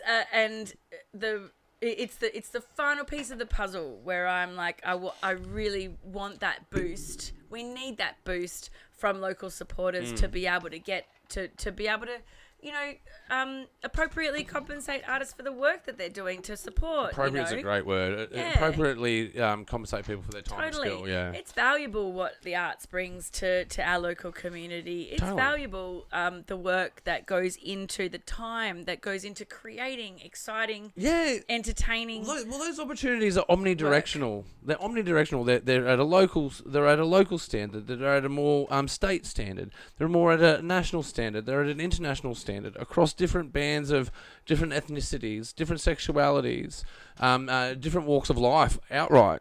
And just ultimately, it's about being entertaining, right? That's the thing I learned. The best way to curate a film is to have an entertaining one, something that you would watch again. And that's what I'm really noticing, really shifting this year. Is like, oh, I want to watch that again because that was really good. Because sometimes, like, how many films have we watched in the last 15 years through Western Sydney? It'd be a lot. I don't know about the totals. Total I would be know big. that we've curated over 350. We're over 350, approaching 400 films on screen. That's how many have made it on screen. Yeah. So maybe 700. 750. 650, yeah. Yeah. So it's a lot. That's a lot of content. A lot of filmmakers to make 750 short films across that, and that's just who submitted. It doesn't account for people that didn't know us or didn't submit for whatever reason. But essentially, through all of that content and watching that change over time, and to see where it is now, it's just I don't have words for it. It is insane. It's great. Yeah, I'm really proud of everyone. I'm just really proud of you guys. Like, man, very much so. It's a beautiful thing. Everybody is let's be it's not just us. The judges have all come back with these great comments, just going, "Wow!" Like these are every year it's a step above. Sponsors are proud to come and spend some time on the red carpet. We got some of our judges that kind of come and join us at our VIP meet and greet this year. We've got local VIPs that are kind of come and join us. As I say, there are more and more people who are just just impressed by the work that people are putting out there, and we should all be proud. Yeah, everyone that's a part of it, just absolutely amazing. That from the filmmakers to, from the key storytellers to the crew that support them, all of that community. Like it's a massive community, right? There's thousands of people in there, right? And they've all contributed to that, and that's just having the courage to tell a story. It's having the courage to submit it and show that publicly. And the fear of rejection as well. Like I think one of the coolest stories was we had one in particular filmmaker. They entered, I think it was 3-4 times in a row. I remember the fourth time we contacted them and go, man, that you just missed out by a fucking point, man. Like that was really good. Do it again. I know it's a big ask because you've been knocked over 4 times. I know it's a massive ask. They went on to making feature films. Totally, they were one of the first. I know you were talking about and Ali Sayed. They went on to take on one of the first, the first Australian Indian feature film collaboration funded by Screen Australia. They've done amazing things with Hindi Vindi in the last year. Totally, and they got rejected from main list 4 times. Yeah. But now they are killing it. Yeah, they're doing great. So that takes some heart, to get up on, to dust yourself off and try again, to quote a famous song from my era. But it's true, you're not, it's not all glory, right?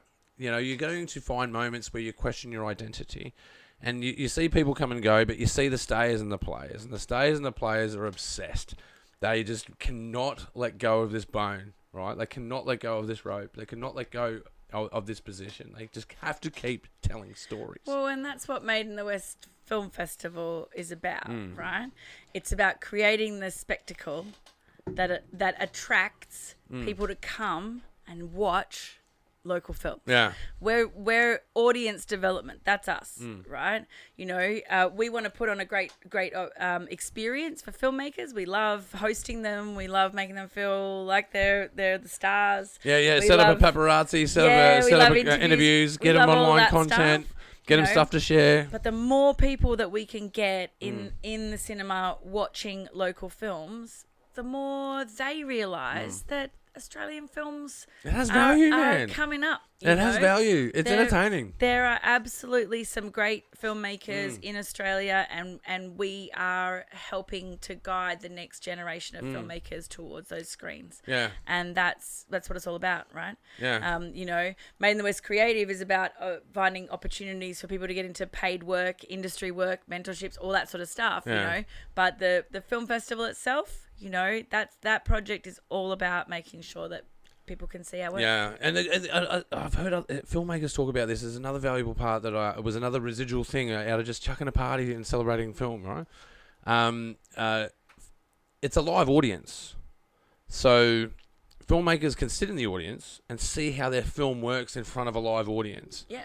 And I think that is one of the most residual, most powerful things that actually come out of it. Because if you're a writer and a storyteller and you're sitting amongst 300 people watching your movie, because in your mind when you wrote it, when you directed it, when you performed it, you go, this is going to hit. And you go, that part didn't hit. But the thing that I was so au fait about hit.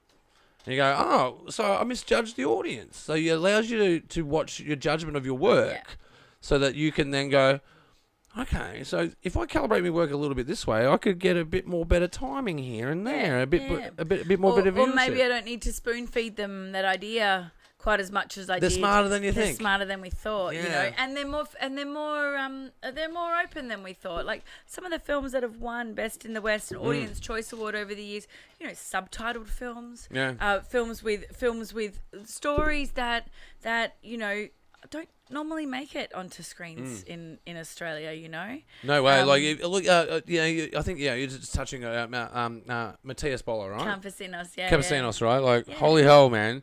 I think he got both. He took out both last week. He took out Best in the West and he took out the Audience Choice Award. And that's where you know the judges have done their job. Yeah.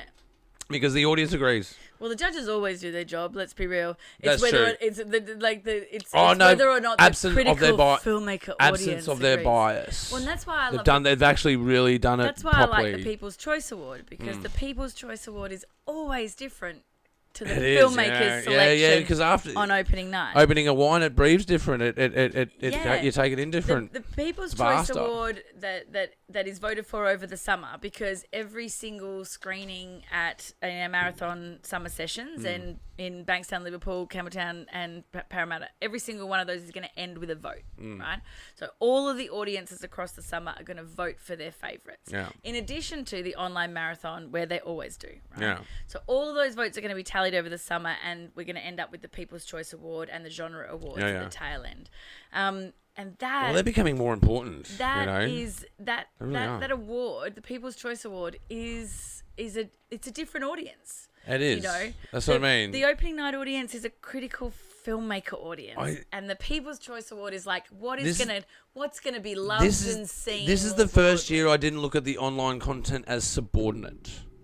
You know, because before, like, it started out from an emergency measure that we go, oh, well, we've built the architecture for it. We may as well run it again because it's fun to make. Why not?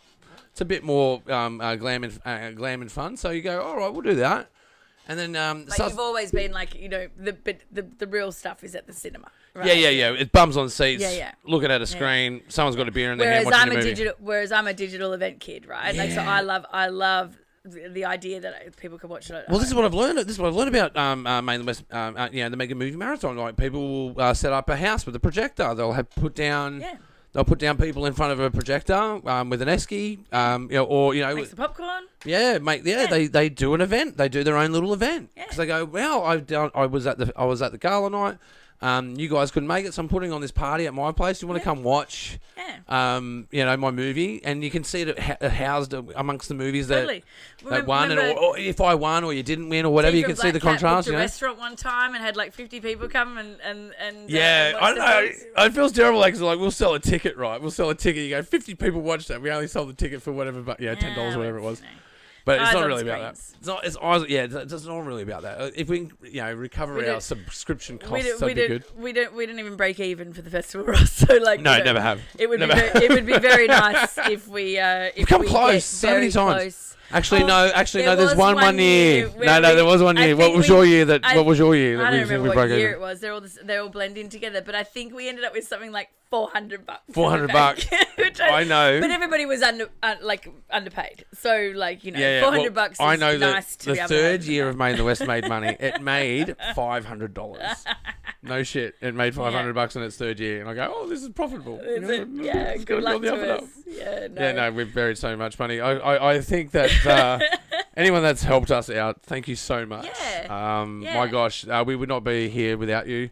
There's been moments, critical hit points, failure points that we've had people give us $1,000 here $2,000 there, and if we didn't get that as a donation, we'd Totally. be fucked, man. And that's like, it's so like, thank you. You guys know who you all are. Thank you so much. Yeah, people often ask us about the sponsorship arrangements, and so we have 29 sponsors on board this year, which is amazing. Yeah. But out of those, there are 5 who are what we call screen sponsors. Yeah. And those people actually are Big dogs. either supporting or donating to our event costs. Yeah, they're serious. And those are the people who are passionate about supporting the event itself and making sure it will run, right? Whether that's donating camera crew like Luke Walker Productions, or whether that's like screen time, bums on seats, event cinemas, supporting event cost for the filming, WSU. or WSU pitching in as well. A Liverpool Council for the marathon. Totally. All parts of the puzzle, right? And Made in the West Creative, right? We obviously fund the most of it, but those screen sponsors are crucial to us being able to Can't do it without them. The festival. It's not possible. And then we've got all the prize sponsors who are donating to the filmmakers themselves, supporting all of the award winners and making sure that the opportunity to work is generated and work with them is generated. Someone like Emil from Erie Root Cine Photography donating headshots for actors for years, and every year I love He shows up every time. I love seeing those filmmakers come. He shows up to the festival. Through. Totally, he started bringing his kids along. It's mad. It's wonderful to see. These or Pete Malin who donates mentorships. Oh yeah, another juggernaut, man. Big shout out, Pete. Guides people through their next short films. Like, there's so much. This year we've got Dingo, a local short film screening platform. Yeah, but Pete's helping us in some really background ways. And if you think about it, like some of the writing critiques that he's given that have contributed to films, and you see those people go on and make other films, you go, man, that had an impact. Oh yeah, totally. Casey Medeiros and Diana Casido last year with Misunderstood. That was a film that they accelerated worked filmmaking. With him on. That's accelerated filmmaking, because they've gotten a few steps ahead real quick. Yeah. I go, that's got some good value. That's his shtick, right? Like that's what he's interested in, is taking it from script to production, and that's big bridge. That's the key. Yeah.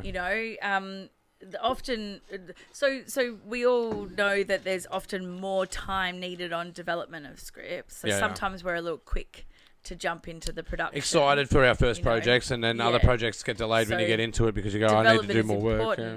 But that transition to turning that into vision is key. We can all listen to the language, but it's hard to speak. Yeah. Film is hard to speak. We can all understand film very well. Anyone who watches film, you will learn to listen to it and see it and understand it. You'll understand context, subtext, and other tropes that are used, other genres, narratives, plots. You'll pick all of that up. But when you try to speak it and try to do it, it is so much of an intersection of so much art. It's highly complex and very hard to do. But when you start to achieve it, and you go, man, it's starting to work, it will totally topple all the times you failed at it. So they're the people that are the stayers and players. The ones that go, yeah, no, I got hit today. The film that I worked on for the last 3 months just flopped, and I lost. And you go, but what did I learn out of it? Am I doing this again? So you end up in an identity crisis, right? So if you really identify yourself as a storyteller, you'll take upon the battle of art, and take on the armor of creativity. Just keep going. Is my point with that, Yeah. And that's why I like Made in the West, because it is accessible, right? That's why I was saying it before. I feel bad for the rejected to go, oh man, it's so close. Do not give up. Yeah, totally. Don't give up, man. Don't give up. Don't give up. We would show your film if we fucking could, man. I'm telling you. Yeah. But don't give up. Especially all those students. Like We Were You one time, man, right? been there. It's hard. It's hard. It's really hard. Yeah.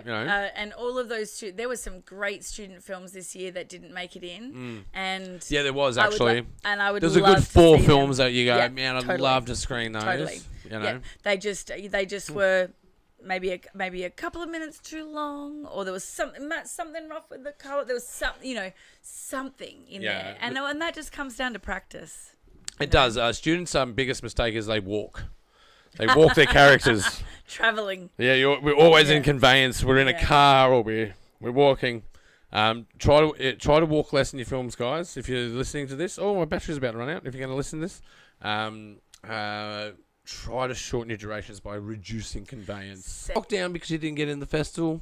Don't give up. There's hope, and it's a journey, right? Yeah. Totally. Totally. Still submit. Still put your stuff in to be. You got to remain in the competition. You got to be in it to win it, no doubt. But that's what it was always about, right?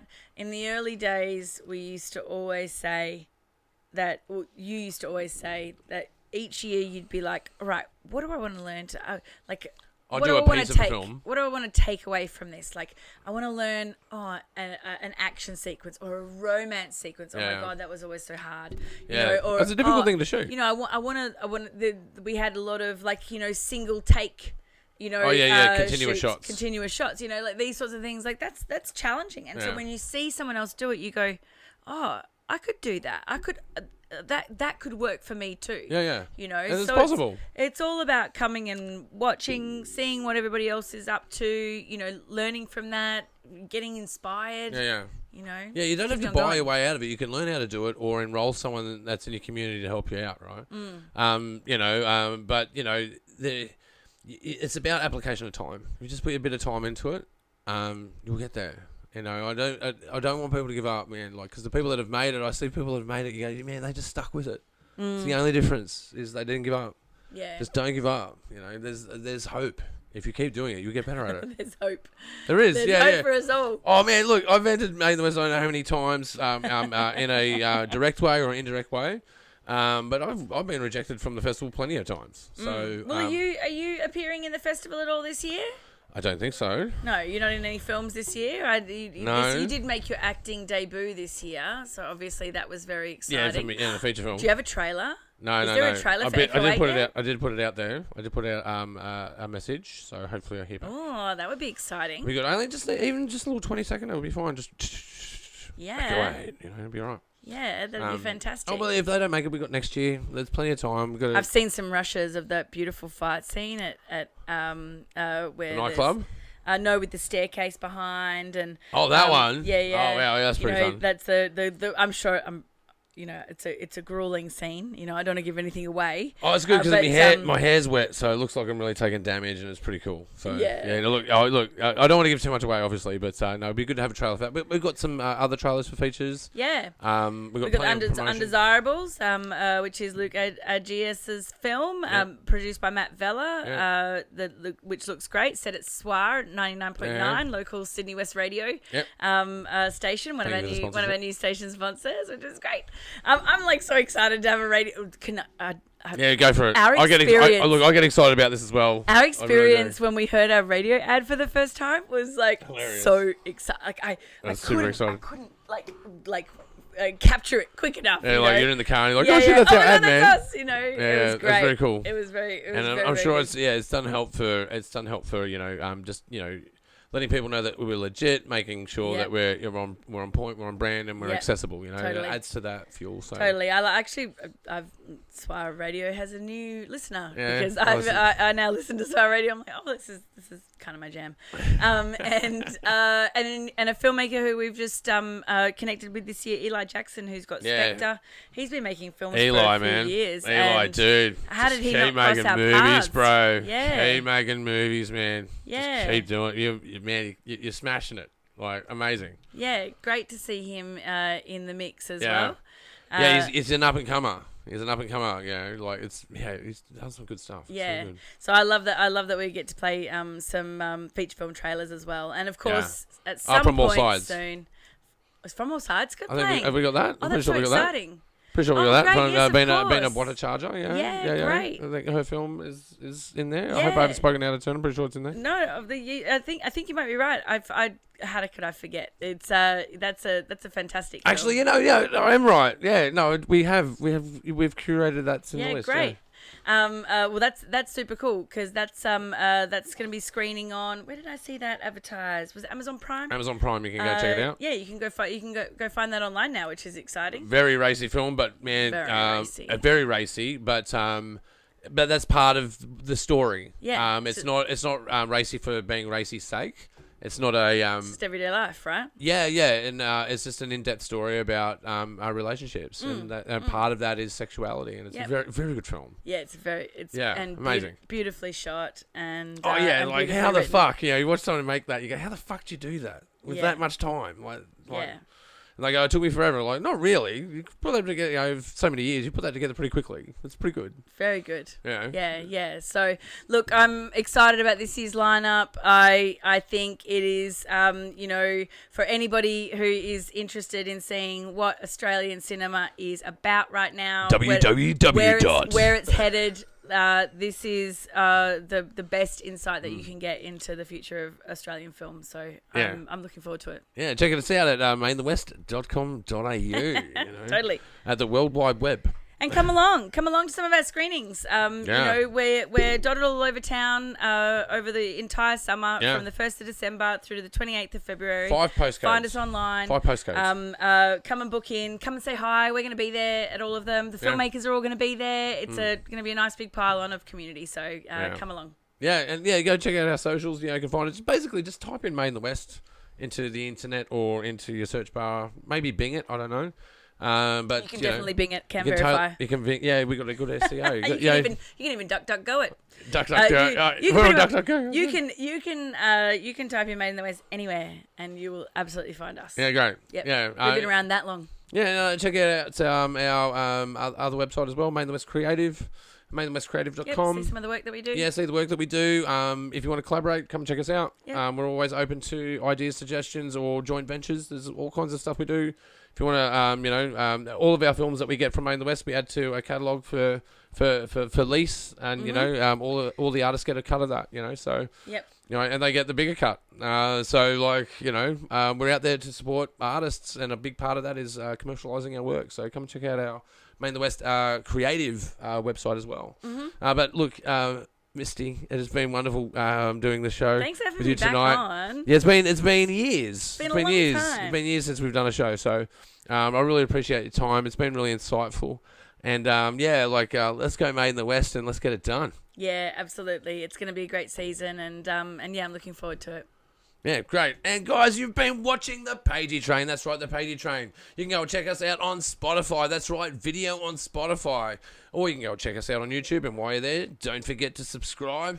And for you avid listeners out there, you can go and find us on iHeartRadio, Apple, iTunes, basically anywhere you can find podcasts. You've been watching the Pagey Train, and we'll see you next time. There you go. It's all done. You will. Yeah. I'm loving that outro. I say this every time on the blurbs on the way out, but I go, it's very